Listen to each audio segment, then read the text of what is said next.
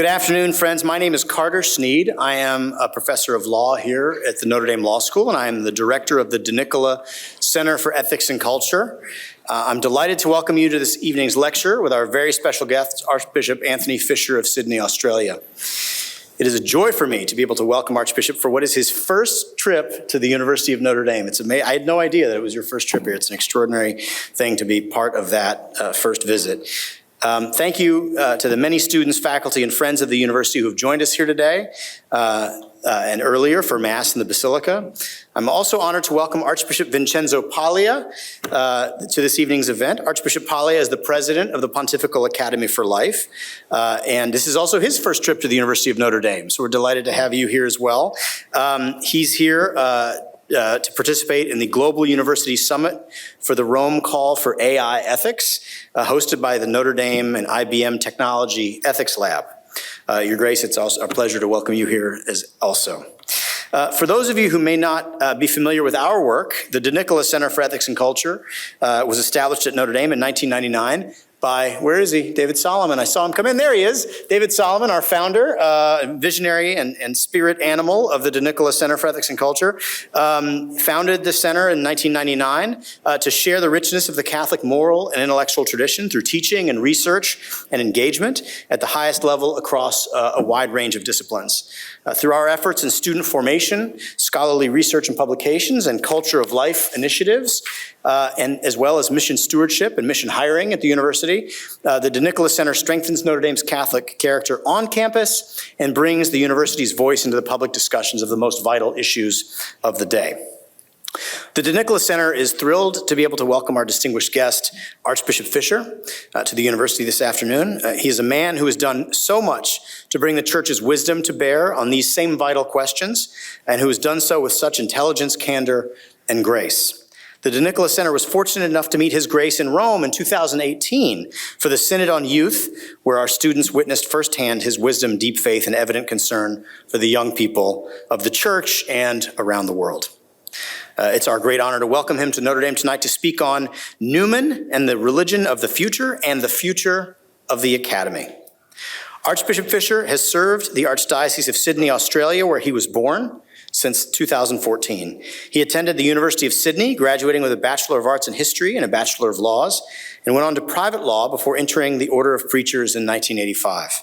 Following his ordination in 1991, Archbishop Fisher completed a doctorate in bioethics at the University of Oxford under the guidance of our wonderful colleague, senior research fellow and professor emeritus here at the University of Notre Dame, John Finnis.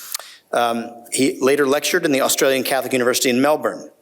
He has served as both an auxiliary bishop of Sydney and bishop of Parramatta before being appointed the 9th Archbishop of Sydney in 2014. Archbishop Fisher is a member of the Dicastery for the Doctrine of the Faith, as well as the Pontifical Academy for Life and the Pontifical Academy of St. Thomas Aquinas.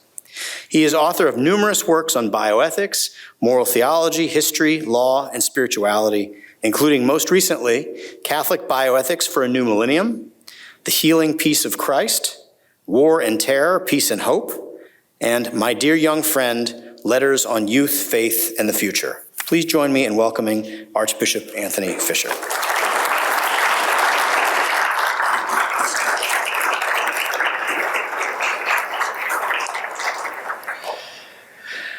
Thank you, Carter, and to all of you at the De Nicola Center for Ethics and Culture. And Your Excellency, it's great to have you with us. Carter and I both serve on the Pontifical Academy for Life. In my own case, a bit longer than Carter. I think I've been there about 20 years. And it's a joy to have the president of our academy here today. The great Anglican divine, historian, poet, Catholic convert, priest, educationalist and cardinal, John Henry Newman, was underappreciated in his own day, yet he was the invisible Peritus a century later at the Second Vatican Council and canonised by Pope Francis in 2019. He has much to offer on many subjects, But this afternoon, I want to explore how his teaching might help us navigate the religion of the future and what this might mean for the mission of the Catholic University. Newman's prescience was hauntingly demonstrated in a sermon delivered 150 years ago this coming year at the launch of the new seminary in Birmingham, not Alabama, but England. Entitled The Infidelity of the Future, Newman bleakly prophesied that the trials which lie before us are such as would appall and make dizzy even such courageous hearts as St. Athanasius, St. Gregory I, or St. Gregory VII. And they would confess that, dark as the prospect of their own day was to them, severally, ours has a darkness different in kind from any that has been before it. Well, how different? Well, much thinking currently is allergic to religion, dismissing mystery as obfuscation, narrowing reason within materialist parameters, appealing to cultural influencers and demanding loyalty to reigning ideology. In predicting much of this, Newman preceded Max Weber, Charles Taylor and others on modernity's disenchantment. He feared that the educated world, scientific, literary, political, professional and artistic, would increasingly be not merely agnostic, but anti-God, and carry much of the population with them. This put Christianity, he thought, in uncharted territory, competing for souls not with other religions, but with anti-religion. What's more, Newman thought Catholics could no longer presume that others will share much of their faith and morals. Where others were once of great service to us in shielding and sheltering us from the assaults of those who believe less than themselves or nothing at all, Catholics of the future would, he said, no longer be camouflaged by Protestant orthodoxy, protected by public institutions or carried by the culture. Indeed, a rise of anti-Catholic and anti-Christian sentiment might be expected.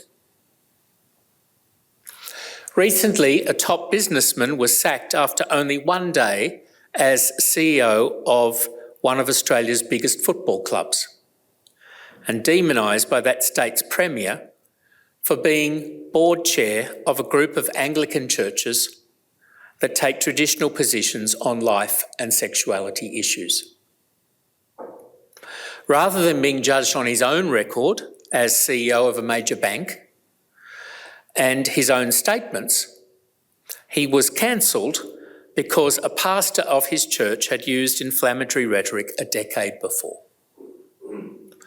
Well, Newman would be unsurprised. Christianity, he thought, was fast becoming a faith that dare not speak its name. Thirdly, prophetic about the coming sexual abuse crisis, Newman observed that no large body can be free from scandals from the misconduct of its members. Media and state scrutiny would mean, he thought, that the reputation of the church will be at the mercy of even one unworthy member. He predicted allegations, both real and imagined, regarding transgressions of church members would intensify, and with them disillusionment and hostility toward the church. Lastly, while higher levels of literacy and greater ease of communication have many benefits, Newman foretold a proliferation of half-truths, fake news, ill-informed opinion, as well as a lack of patience with nuanced answers. Catholics would not be immune to this disinformation revolution, he thought, and some would abandon the apostolic tradition as a result. Well, Newman's diagnosis 150 years ago of a world irreligious is challenging. He was not without hope. The best response, he said, was the cultivation of an ecclesiastical spirit, or what we would call today a more intentional discipleship. Every Christian must recognise their baptismal vocation as a chosen generation, a royal priesthood, a holy nation, and be ready, as St. Peter said, to give reasons for the hope that is within them. Theirs must be an intelligent faith, marked by a spirit of seriousness or recollection, and aware of God's ever-watchful eye. The clergy especially, but others also, need a sound, accurate, complete knowledge of Catholic theology, which readies them for conversation, disputation, and mission in our age. So a first reason for Catholic institutions of higher education is to provide a sympathetic environment where spiritual matters can be explored with openness, patience, and nuance, and where an intelligent, recollected discipleship can be cultivated. Faith will in the future be intelligent or not at all. Which brings me to 2, Newman's confidence in the survival of the Church.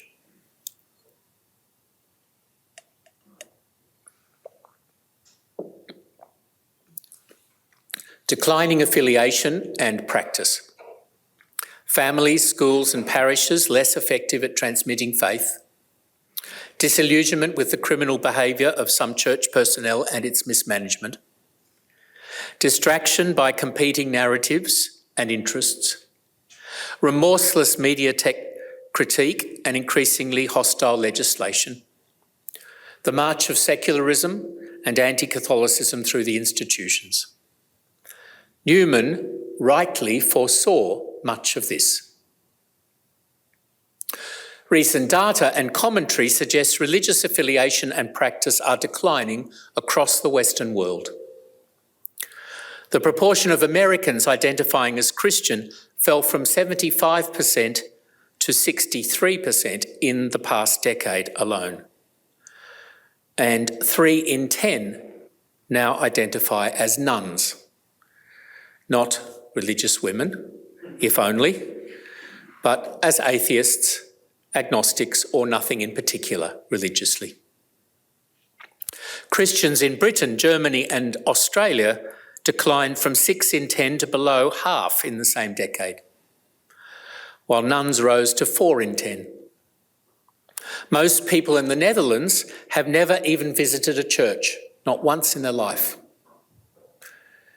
And 1 in 10 who identify as Catholic in Holland say they don't actually believe in God. Those who do believe in God and count religion as very important in their lives are now just over half of Americans, a quarter of Canadians, a fifth of Australians, a tenth of Britons, French and Germans.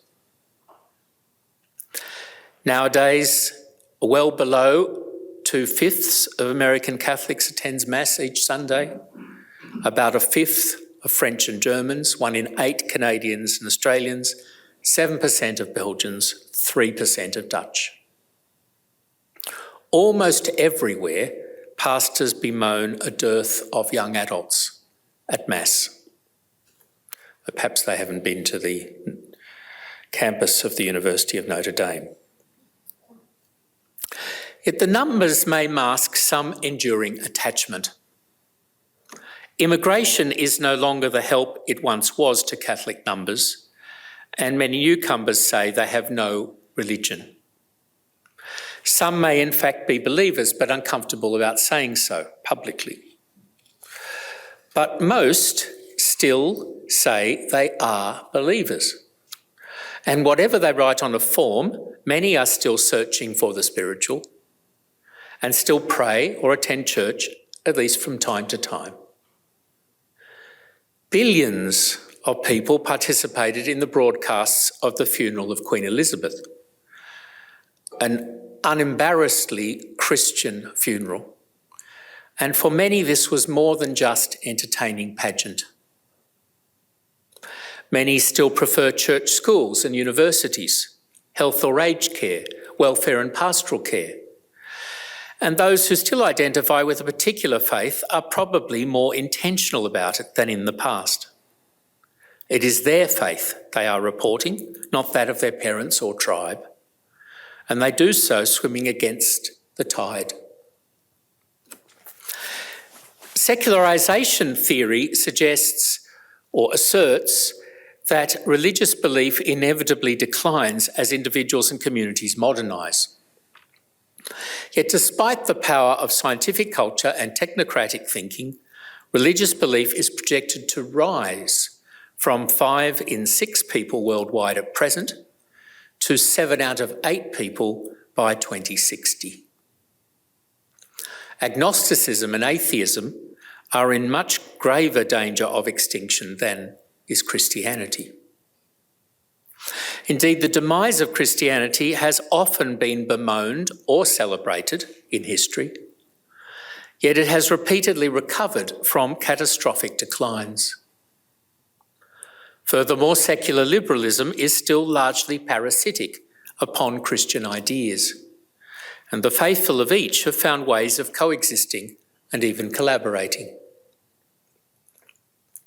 In his essays In Aid of a Grammar of Assent and On the Development of Christian Doctrine, Newman suggests that Christianity is sui generis and not just one more philosophy on a buffet of ideas.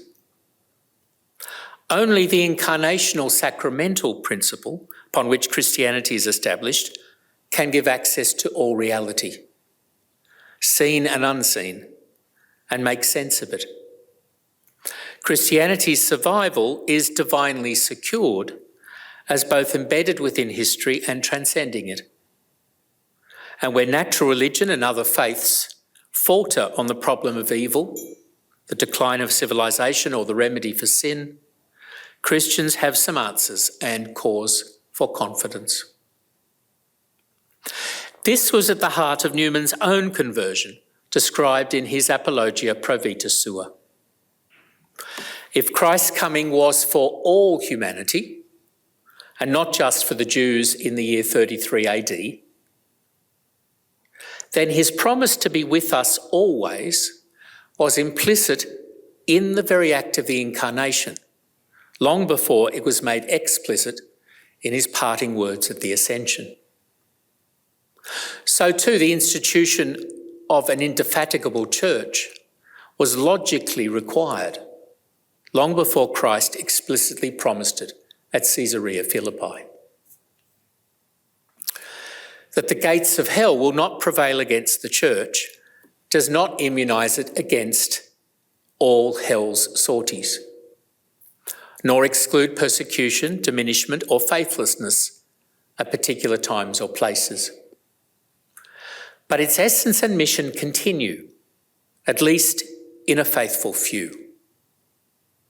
The Church's power is always in the present and its gaze perpetually on the future. Thus, the Mass recalls a sacrifice past, makes it present to worshippers now, and offers a foretaste of heaven to come. The Church is always more than buildings, hierarchies, or present behaviour. It's the continuing mission of Christ sent by the Father to all the world and of the Spirit extending to all nations and souls. Authentic Catholic tertiary institutions, then, are concrete examples of the continuing missions of God and the Church in the world. They are a witness to the continuing relevance of Christian faith in people's lives. And they reflect the fact that God's revelation is for public sharing, research and debate. The religion of the future will testify to Christian resilience against the forces of secularity, to an ecclesial sensibility amongst its adherents, and to the apostolic tradition, humbly but confidently proposed anew in every age. Which brings me to 3, Newman on the development of doctrine. Newman's memorial epitaph is Ex umbris et imaginibus in veritatem, from shadows and images into truth. For him, the truth was something living, and knowledge a process of uncovering through this life and into the next. His famous adage that to be alive is to change, and to be perfect is to have changed often, captured both his own progress and how he thought humanity advances, including Christian doctrine. The Church, as Newman taught and Pope Francis has often emphasised, is not a museum for ancient artefacts and ideas. Its faith and practice have developed down the centuries, and if it is faithful to the Spirit, such development continues. No one doctrine can be named which starts complete at first and gains nothing afterwards from the investigations of faith, he said. Yet Christianity is also, as G.K. Chesterton observed, the democracy of the dead. It gives tradition the fullest respect.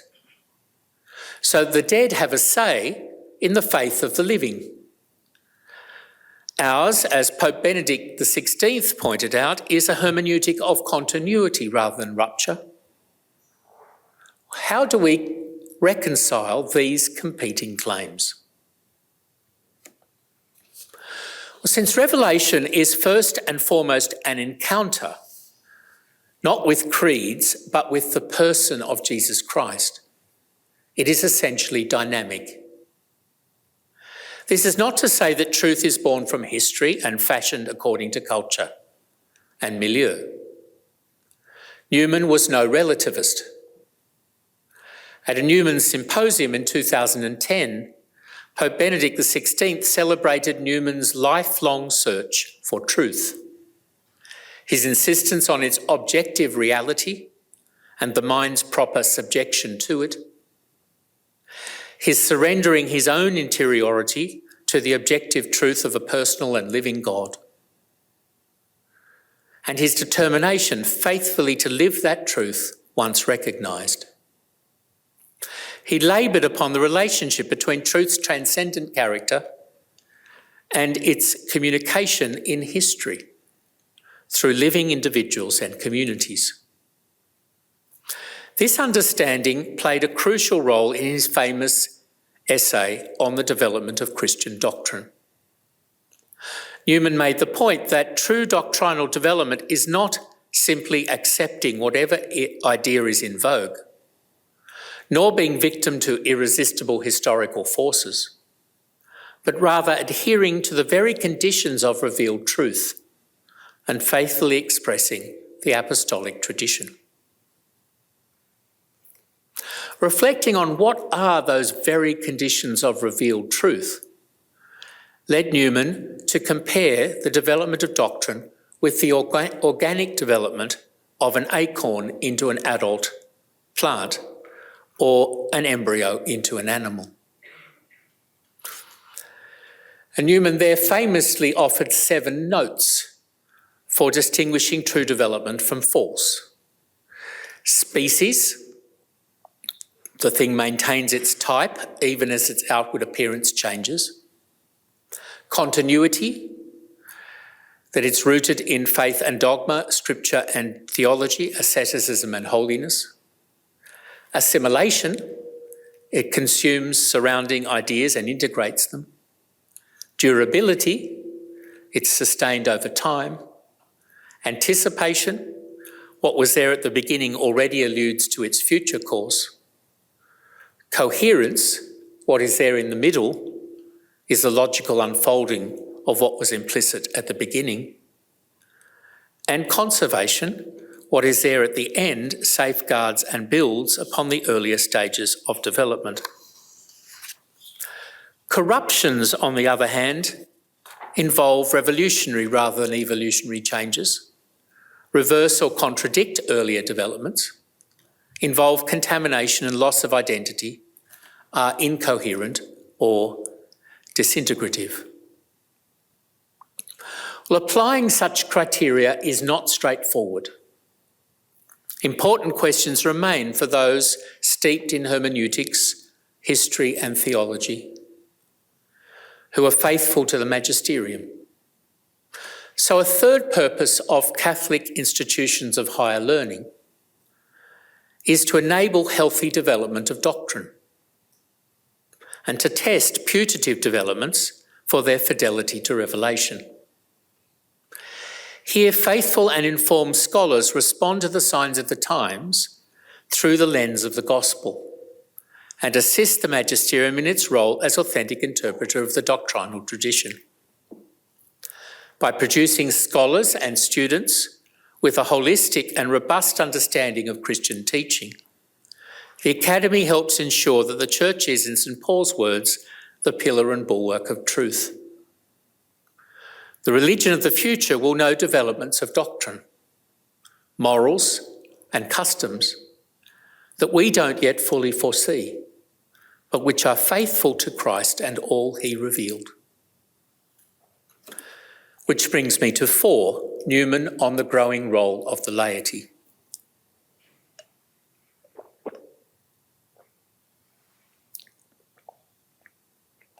Archbishop William Ullathorne was Newman's bishop. He was actually the first almost bishop, he was Vicar General of Australia, but went home to become Archbishop of Birmingham. When the Oxford Converts magazine, The Rambler, started treating theological subjects, identifying clerical shortcomings and recommending that bishops take lay advice, all of which outraged the London Tablet, Ullathorne was expected to fix things.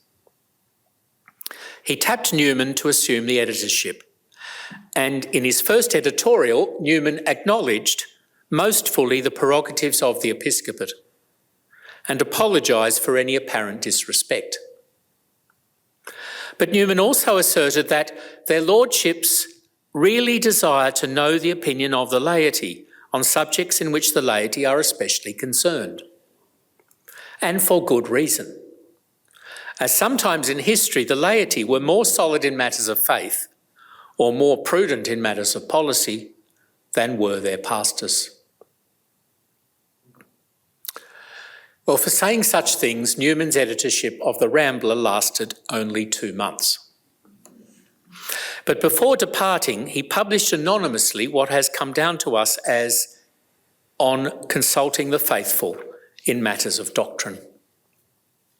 As a true Catholic, he thought the gift of discerning, discriminating, defining, promulgating and enforcing any portion of the tradition resides solely with the ecclesiadocions, the Pope and the bishops. 20 years later, and freshly returned from being created cardinal, Newman visited Ullathorne, who by then was in retirement. The latter recorded that at their parting, Newman fell to his knees seeking the episcopal blessing. Newman was a cardinal but not a bishop. Ullathorne was embarrassed, but writes, I laid my hand on his head and said, My dear Lord Cardinal, notwithstanding all laws to the contrary, I pray God to bless you and that his Holy Spirit may be full in your heart. Refusing to put on his biretta as he went with me to the door, Newman said, I've been comfortable indoors all my life, whilst you have battled for the church in the cold world outside. I felt annihilated in his presence. There is a saint in that man. So without doubt, Newman was Episcopalian, believed in the role of the bishops. Still, following the fathers, he taught and thought that the relationship between the pastors and the faithful must be more than superiors and subordinates. It must be a conspiratio, put together as one twofold testimony, illustrating each other and never to be divided. In the background was the Jesuit theologian Giovanni Perroni. Newman now offered 22 instances of the consensus fidelium being more responsible for the preservation of orthodoxy than the consensus clericorum, including during the Arian crisis of the 4th century, about which he was an acknowledged authority. He also quoted Ullathorne on how, at the definition of the Immaculate Conception, the faithful mirrored the pastors, reflecting and confirming each other's faith. Well, Newman was delighted for these radical views to Rome, where his enemies contrived to deny him a hearing. His nemesis, Monsignor Talbot, warned Cardinal Manning that the laity, quote, are beginning to show the cloven foot, putting into practice the doctrine taught by Dr. Newman. What is the province of the laity? To hunt, to shoot, to entertain. These matters they understand, but to meddle in ecclesiastical matters they have no right at all. Dr. Newman is the most dangerous man in England. Well, as the dispute dragged on, Ullathorne wondered publicly, who are the laity and what have they to do with the church? About which Newman famously quipped, the church would look rather foolish without them.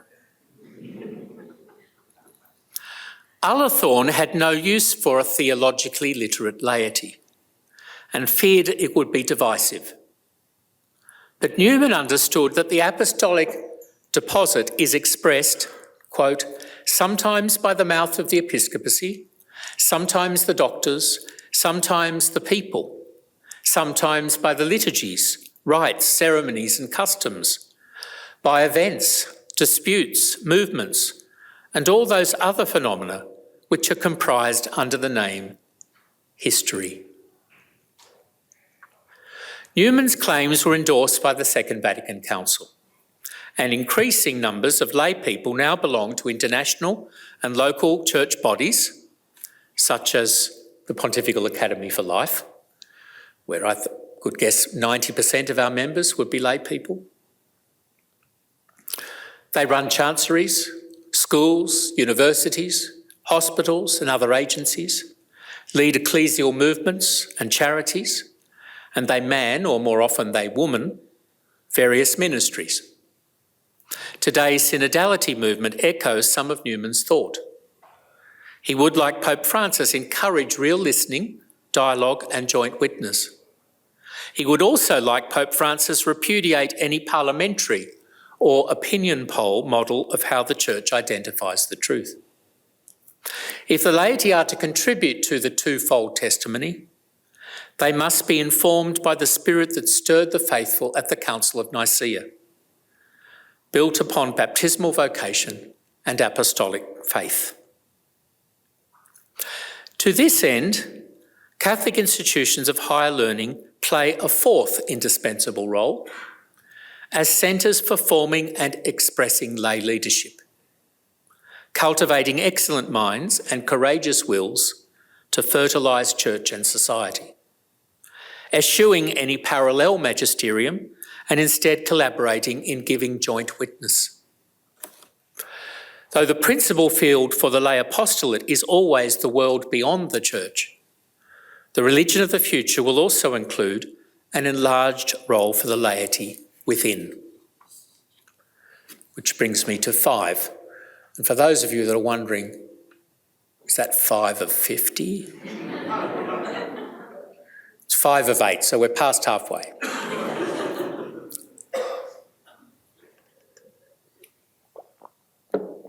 Newman on an educated faith and conscience.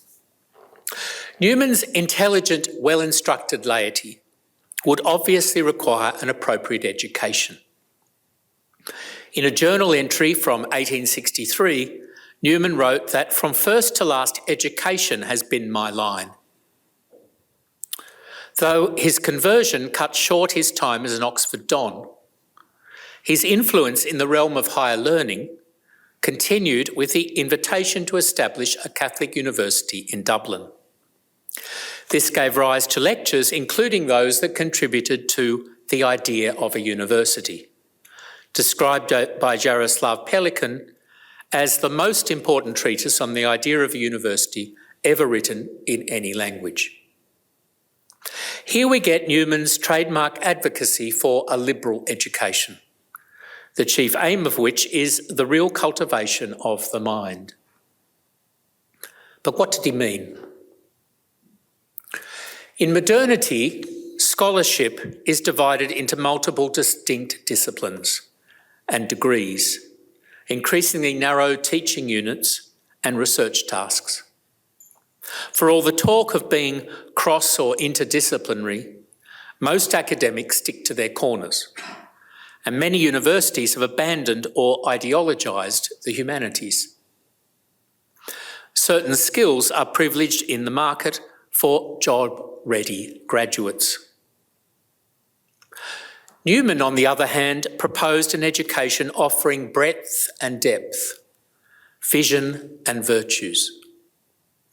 His scholars would be characterised by an appreciation of the whole of reality, for possessing a philosophic habit of mind and an interest in many disciplines, and for bringing such an integrated mind to the rest of life. All this requires comprehension of spiritual matters, he thought, and so contrary to the self-consciously secular universities being established in his day, Newman was convinced that divinity had to have a rightful place, not just in the seminary, but in the university.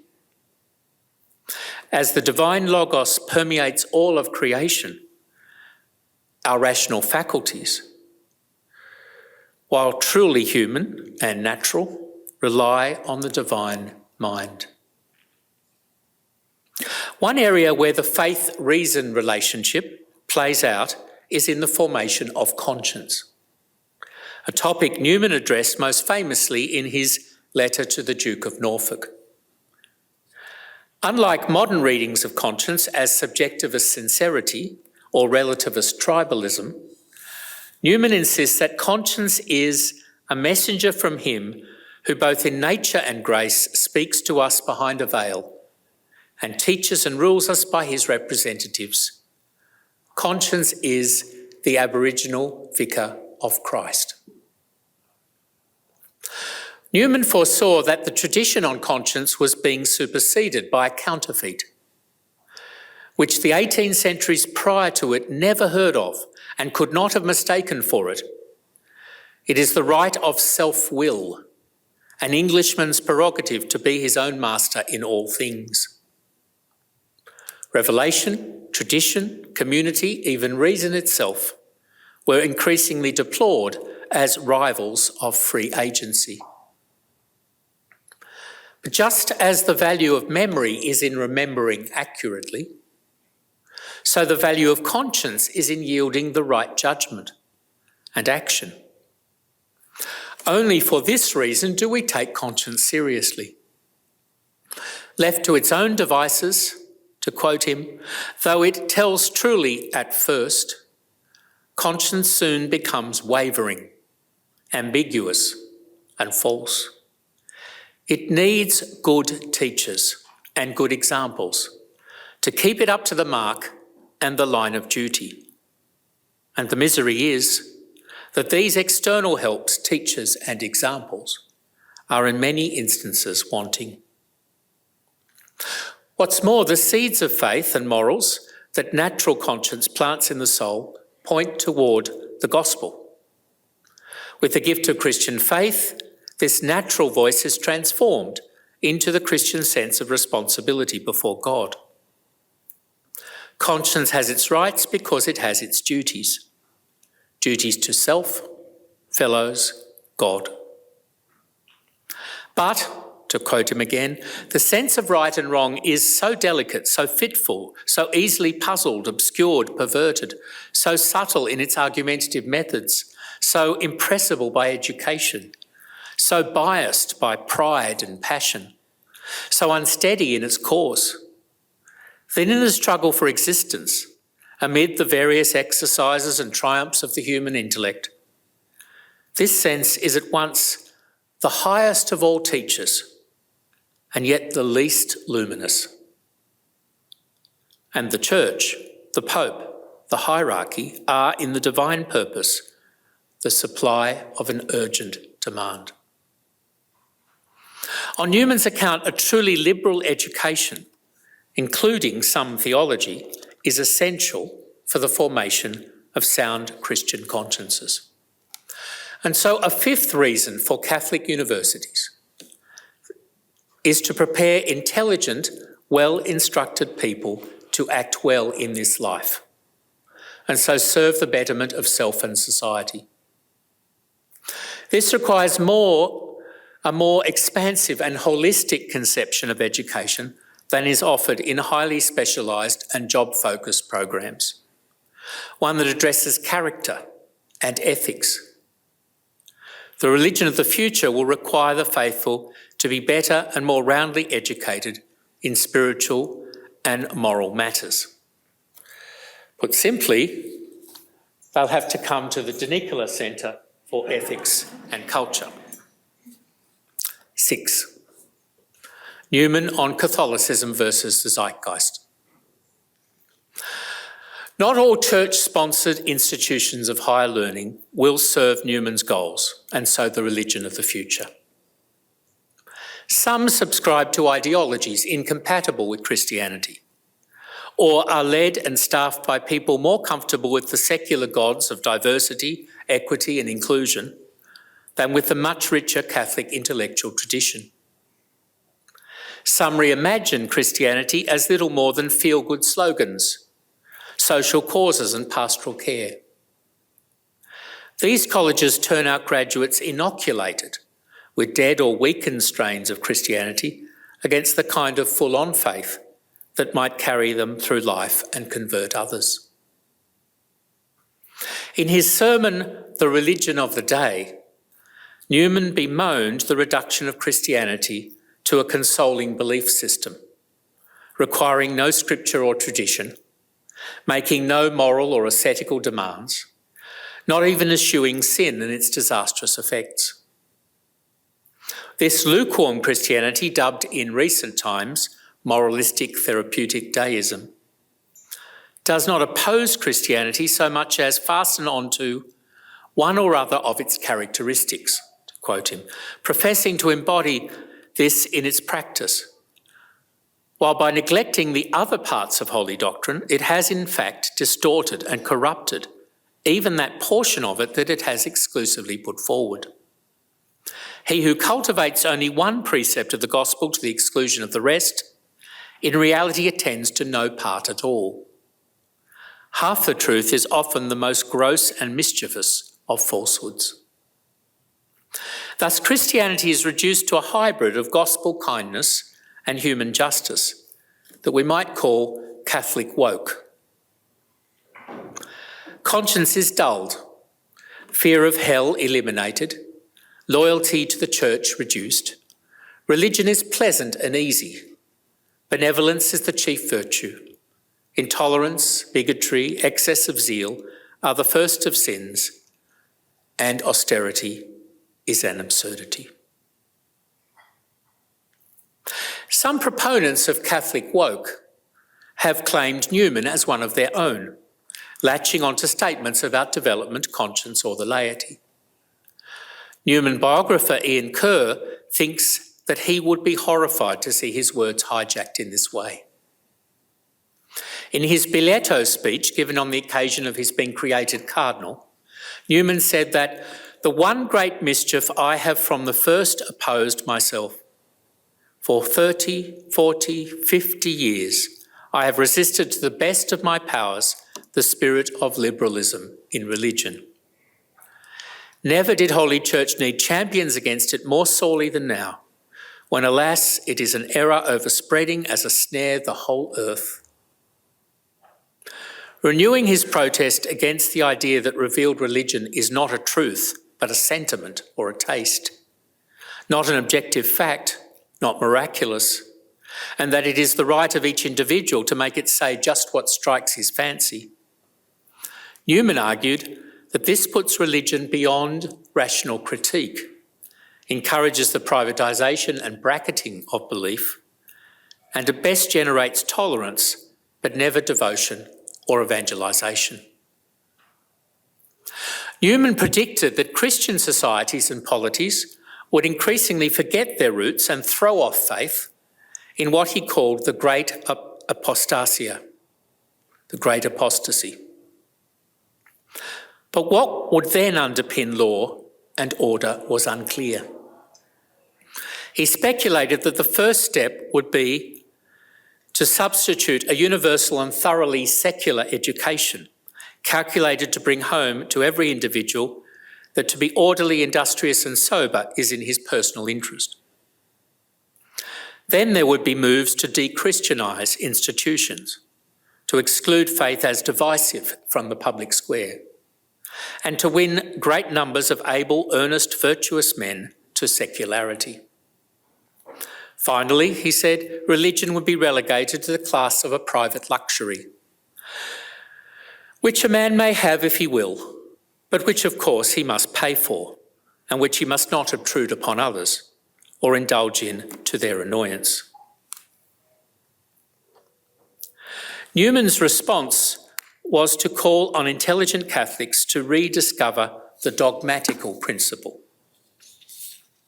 Quote him, that there is a truth, one truth, that error is to be dreaded, that the mind is below truth, not above it, and is bound not to descant upon it, but to venerate it. The truth and falsehood are set before us for the trial of our hearts, that our choice is an awful giving forth of lots on which salvation or rejection is inscribed, that before all things it is necessary to hold the Catholic faith. So a sixth role for a Catholic academy is humbly and intelligently to critique truncated views of reason in liberal thought and of religion in lukewarm Christianity, offering a more animating version of each worthy of our minds and hearts, reclaiming a central place for the reality of truth, providing a safe space for people to explore faith intelligently and intelligence faithfully, exploring and proclaiming all of faith and reason, not avoiding the hard bits. Catholic institutes can out-narrate prevailing worldviews and their emaciated epistemologies and anthropologies. That too will be a gift to the future as religion recovers its intelligence and confidence. Which brings me to 7, Newman on Catholicism's missionary impulse. Newman concluded his Biglietto speech by regretting liberal modernity's abandonment of Christianity, as it would be the ruin of many souls. But he insisted we should not despair, as it cannot really do aught of serious harm to the Word of God, to Holy Church, to our Almighty King, or to his vicar on earth. Christianity has been too often in what seemed deadly peril that we should fear for its any new trial. What is commonly a great surprise when it is witnessed is the particular mode by which, in the event, Providence rescues and saves his elect inheritance. Sometimes our enemy is turned into a friend. Sometimes he is despoiled of that special virulence of evil which is so threatening. Sometimes he falls to pieces by himself. Sometimes he does just so much as is beneficial and then is removed. Commonly, the Church has nothing more to do than to go on in her own proper duties, in confidence and peace, to stand still and see the salvation of God. Newman knew that the Church had been through many highs and lows through history and proven remarkably resilient. Each time the death of God has been proclaimed or the end of Christianity predicted, a major revival was just around the corner. In his own time, the forces of the French Revolution and the Napoleonic Empire sought to wipe out Catholicism, closing churches, convents and schools across Europe, confiscating property and imprisoning 2 popes. Yet Newman witnessed how this released spiritual and missionary energies unseen in centuries, including, I was reminded today, with the Holy Cross congregation. Within decades, new religious orders were evangelising the global south and the New World and populating the ecclesial infrastructure in the north. Cardinal Francis George of Chicago once provocatively predicted that he would die in his bed. His successor as Archbishop would die in prison, and his successor would die a martyr in the public square. Well, on this account, since my predecessor died in his bed, and my predecessor, Cardinal George Pell, spent a substantial time in prison, I can only expect that I will come to a very grisly end indeed. But what is often forgotten is what Cardinal George said next. His successor will pick up the shards of a ruined society and slowly help rebuild the civilization, as the Church has done so often in human history. So pruning is not the end of the ecclesial vine. It's often the prelude to an extraordinary new harvest.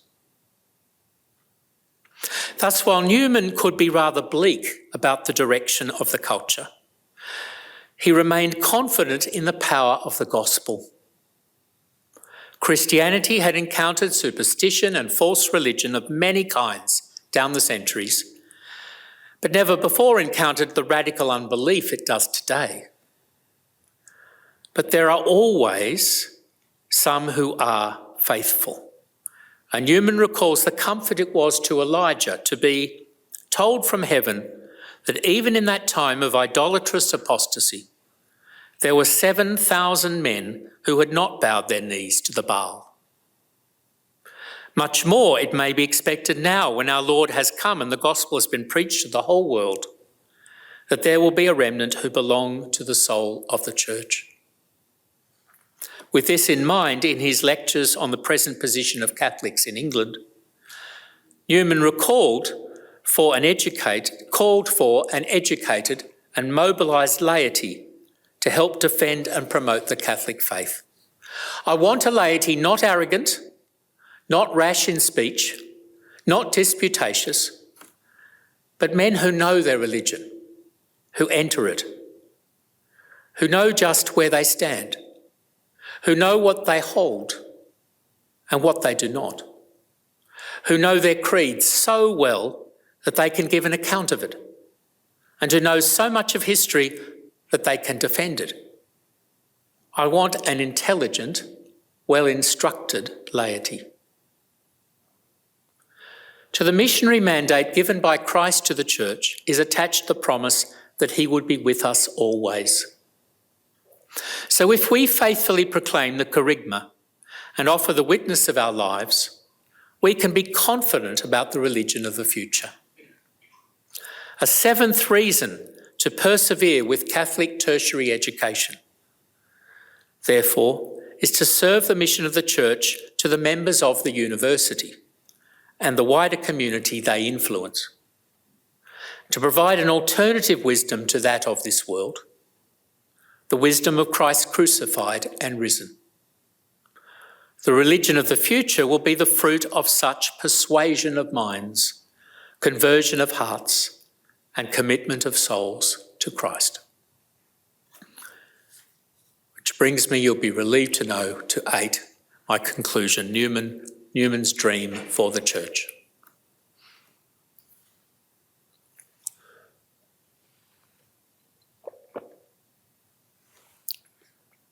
Years ago, I was asked by the great Australian commentator B.A. Santa Maria why I remained so optimistic. I said it was partly a matter of temperament, partly how I read the evidence, and partly, I guessed, a matter of theological hope. He responded, well, my temperament's rather different to yours. I read the evidence very differently also. And as for theological hope, all that promises is that things will be all right in the end. In the meantime, they can get very bad indeed. Well, at times, Newman sounded rather like Santa Maria. He began his sermon to the clergy of Westminster, known as the Second Spring, with a poetic reflection upon the perpetual renovation of the material world. Not home renovations a la the sport and a lot of contemporary TV, but the unceasing renewal of the natural order. In the human world, however, he thought that what starts beautiful and full of noble hope most often ends in failure, moroseness and selfishness. So too human works of genius, conquests, doctrines, civilizations and dynasties all end in dissolution. Man and all his works are mortal. They die and they have no power of renovation. Babylon was great, and Tyre and Egypt and Nineveh, and shall never be great again. Thus, the pre-Reformation church, Catholic Church in England, had its missionaries, saints and martyrs, hierarchs and faithful, cathedrals and monasteries, universities and arts, wealth and honour, and almost in the blink of an eye, it was gone. All that remained 3 centuries later, after Henry, were a few adherents of the old religion, he said, moving silently and sorrowfully about as memorials of what had been. So contemptible were Catholic doctrines and believers to enlightened Englishmen that their return in any numbers seemed preposterous. Yet now, all of a sudden, Newman writes, Catholicism was experiencing a second spring in England. For grace can where nature cannot. The world grows old, but the church is ever young. She can in any time, at her Lord's will, inherit the Gentiles and inhabit the desolate cities. So arise, Jerusalem, for thy light is come, and the glory of the Lord is risen upon thee. Arise, make haste, my love, my dove, my beautiful one, and come, for the winter is now past, and the flowers have appeared in our land. Arise, Mary, Mother of God, and go forth in thy strength into the north country, which once was thy own, and take possession. And with thy thrilling voice, speak. If there was excitement in the air, as Newman wrote, Newman knew that the rebuilding of the Catholic Church in England would not be easy. Trial and trouble, he said, were inevitable. And though spring had sprung, winter was not quite over. But he trusted the new faithful and pastors would stand strong, and the English saints were powerfully interceding for them. If the church today is to experience a second spring, we too can expect it will not be easy. It will require an intelligent faith, ready to give witness amidst secularity, and an ecclesial sensibility willing to present the apostolic faith with humility and grace.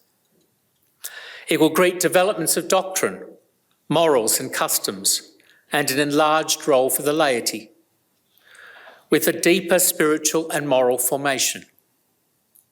As we recover our intellectual underpinnings and spiritual confidence, we'll also be renewed in our missionary vocation. And as we know, grace can where nature cannot. The church today looks to its institutions of higher learning to be a sympathetic environment where faith and reason are reverenced and integrated, where spiritual matters are explored with openness, patience and nuance, and where an educated missionary discipleship is cultivated. Such academies will be concrete expressions of the Church's continuing mission in the world, of the continuing relevance of Christian faith to human lives, and of the application of the best minds to the highest questions. An expansive and holistic education will instil intellectual and moral character and prepare people for a life of service to church and society. It will facilitate genuine development of doctrine and form lay faithful to collaborate with the hierarchy in giving the twofold testimony. It will correct truncated views of faith and reason and offer modernity a more full cream Catholicism. And it will serve the evangelical mission of the Church, providing an alternative to the wisdom of this world, the gospel of Jesus Christ, God incarnate, crucified and risen, our pattern and salvation. That prospect is exciting and daunting. And so we ask Newman to intercede for our Church, for this university, for all Catholic institutions of higher learning, that they might fulfil their missions with courage and grace. For the future of the Academy and the religion of the future, St. John Henry Newman, pray for us. Thank you.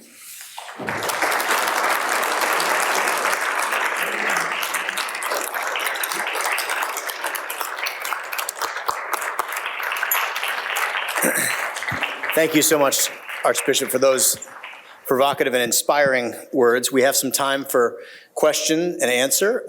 We'd like to begin, among the questioners, to begin with a student. So we will prioritize that. Archbishop has generously agreed to answer some questions. So let's hear from some students. We have students in the room. Don't make me call on you. I will do it. I know a lot of your names. Yeah, wait, you put your hand up. You had your hand up. Wait, what are you doing? You're coming to the microphone. Perfect. That's the next thing I should have said. Go to the microphone before you ask your question. Yes, tell us your name and then ask your question. Hi, thank you, Your Excellency. I'm Sammy Roberts. I'm a history PhD student here at Notre Dame. Thank you for your excellent talk. My question is, so I think Newman gives us an excellent program for what we can do going forward, how we can educate Catholic leaders and how they can shape our institutions. But my question now is, what do we do for the several generations who already make up the laity, the church right now, who really, in many cases, haven't had the gospel preached to them or have had a defanged gospel preached to them and are also simultaneously told that they are well-formed and are ready to lead? I can see how we can educate new leaders in the church, but we shouldn't leave these people behind either. Like, how do we speak to those people and not just the Christians of the future? Thank you, Sammy, for your question. I think it's a very good one. When I reflect on the strange reality, and we've seen a number of studies that suggest in a number of countries, including this one, there is a strange demographic, almost unknown to history before now, of young people who are more religious than their parents, who have to shake mum and dad on Sunday and say, "Mum and dad, you've got to go to Mass." Wake up, you've got to go to Mass. That's supposed to be mum and dad's job to do that with the adolescents. But there are places where it's the other way around, where, as you say, there's actually a generation that has been poorly formed or pretty thoroughly secularised, and then ones coming behind them are more religious. Now, that's not universally the case. It's not in every family by any means or every culture. But it's an interesting phenomenon, an unusual one. But of course, and you're a historian, you know that there have been times in history when there's been a sudden renewal of the church. And when that's happened, the generation before have missed it. They've been through whatever bad times, the persecution, the secularisation, whatever it was that went on previously, before the renewal that came. And they may feel rather out of joint in the face of this new generation. They may think this new generation are zealots or backward in taking us to a religion they thought they'd given up, or whatever their read of the situation. It's a bit intimidating to them. Well, I think the task for you young zealots is to help carry them along and see don't be threatened by this. This is great. It's actually you passed on the faith to us in whatever form, and be proud of us that we're carrying it forward, possibly in a different way to you, just as you did differently to your parents before you. But we're all in this together, and try to bring them along. And maybe it'll be the son and the daughter shaking mum and dad or grandma and grandpa on the weekend and trying to drag them along to church or to some formation activity or to a bit of adoration or whatever. Well, that's surprising, but that's rather beautiful.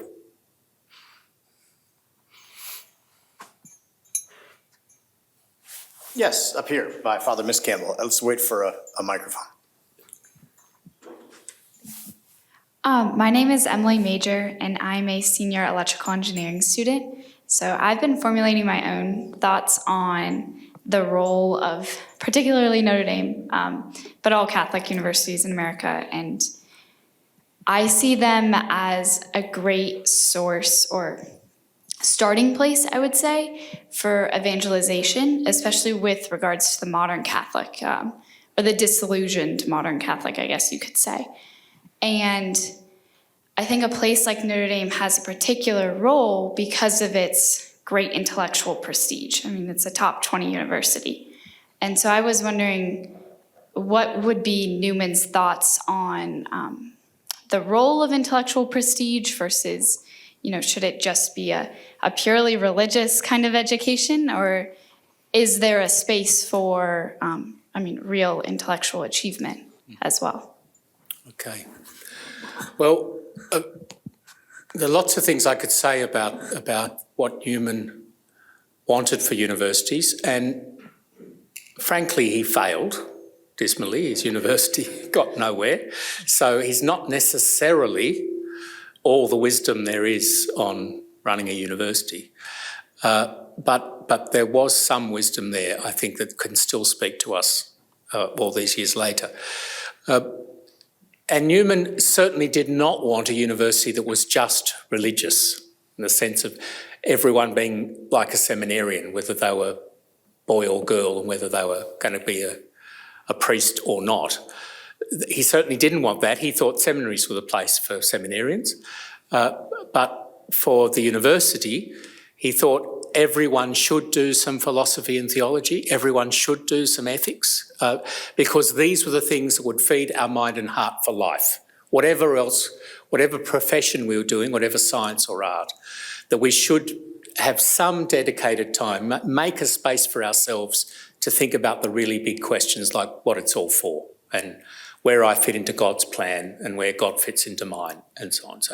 So he would think, if a place like this makes a space for that, then that's a very good thing. It's offering something to those students and a model for the rest of society that is very important.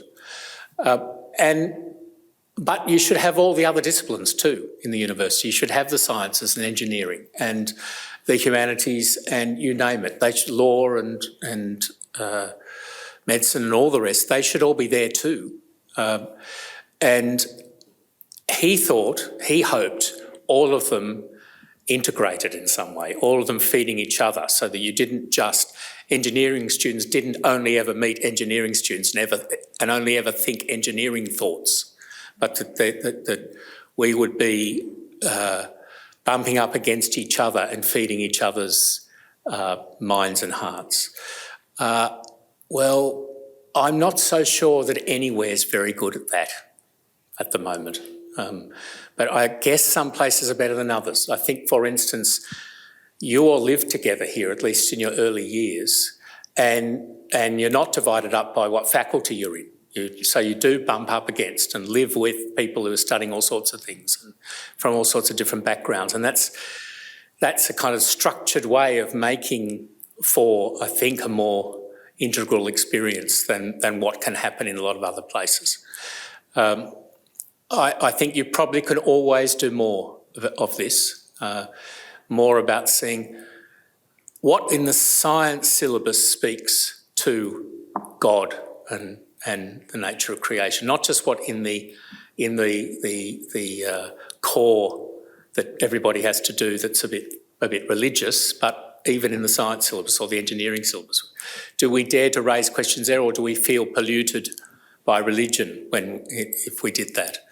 I think Catholic unis need to ask themselves those questions in the other disciplines, how they are all really integrated and speak to each other. Let me just make a pitch real quick. The Soren Fellows of the De Nicola Center for Ethics and Culture, of which we have 350, many in the room, some are engineering students, include every college, every dorm, every major, receiving mentoring and intentional friendship and community. And we try to do precisely what you're describing. Are you a Soren Fellow? I am not. You better be a Soren Fellow. You get to sign up. We know your name now and it's on film. Okay. Yes, sir. Wait for the microphone.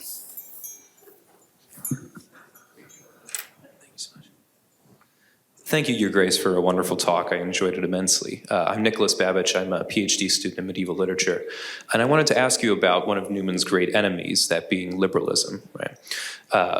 We in the United States obviously share in a lot of the legacy of the English and Scottish Enlightenment and the liberalism that proceeded from it.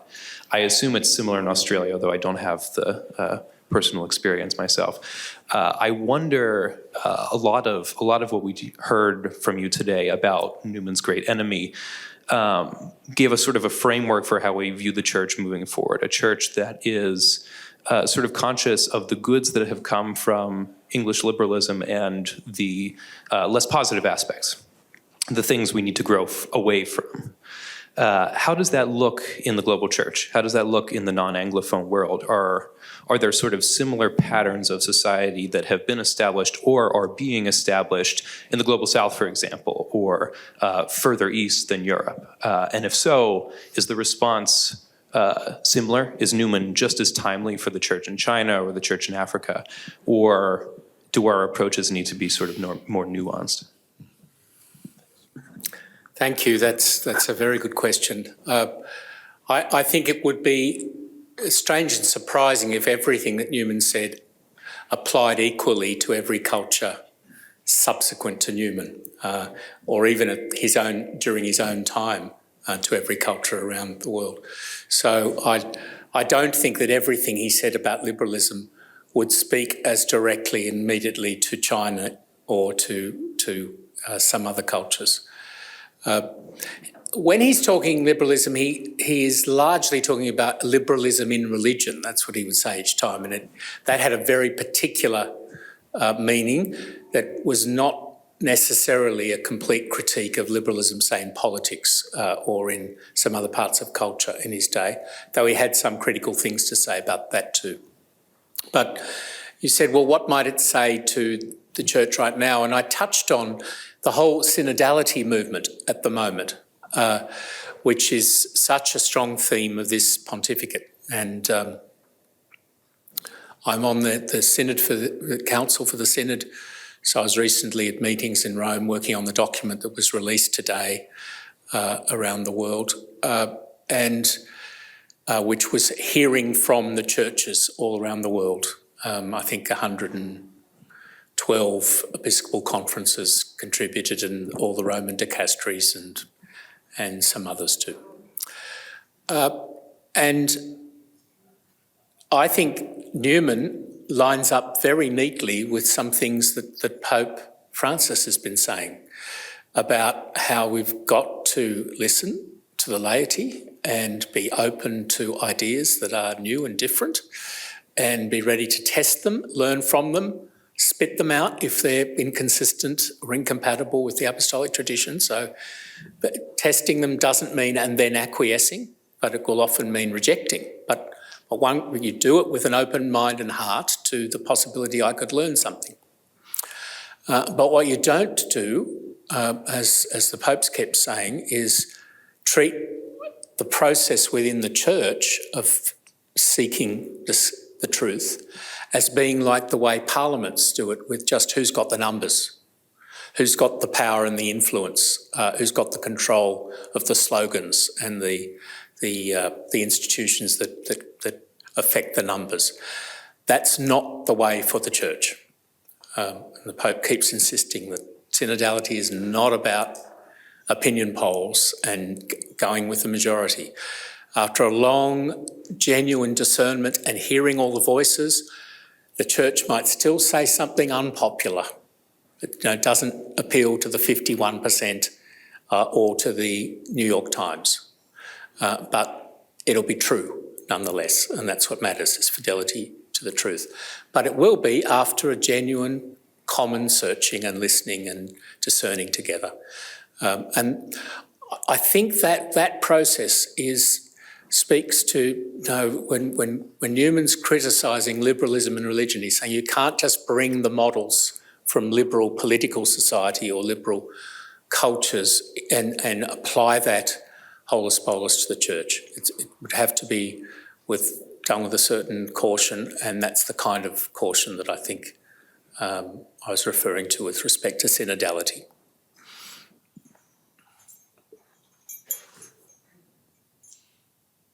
Yes, Jerry Bradley. Wait for the microphone, my colleague. Sure, I need it. I'm quite sure you don't need it, but we need it for posterity's sake. I'm Jerry Bradley. I teach law here. Thank you, Archbishop. I've noticed that there are several priests in the room, some remarkably young, shockingly young to my older eyes. But if any one of them became a diocesan bishop tomorrow and called you tomorrow evening and said, after hearing your talk, Archbishop Fisher, what advice would you give to a local ordinary who has a Catholic university in his diocese? Could you give him any advice?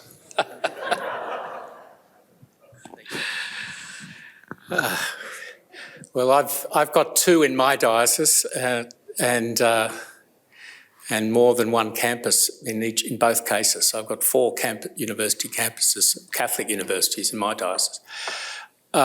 And I count them a great blessing. I think they do hugely enrich the life of my diocese and my country. But I'd say to that new bishop, don't be naive. It's going to be a rocky road.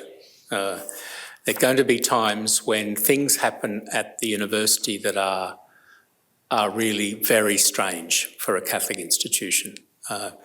Or that seem quite at odds with the mission of the whole diocese. And if this is supposed to be one of the Catholic projects within a bigger project that is the mission of the Church in that part of the world, why is one part speaking with such a different voice or giving such a different witness to the rest?